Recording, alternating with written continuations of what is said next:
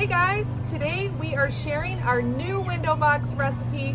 This is what it looks like, so let me show you how to place it and what varieties were used. So I hope you guys enjoy this new format of a video.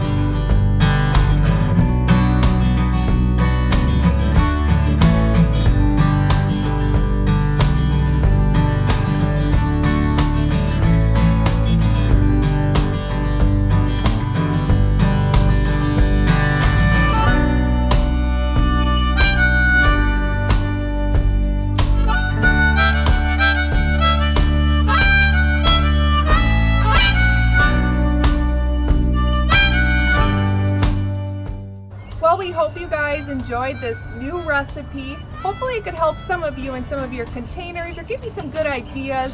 As it fills in, we'll continue to share and show you the growth of everything that's in the box.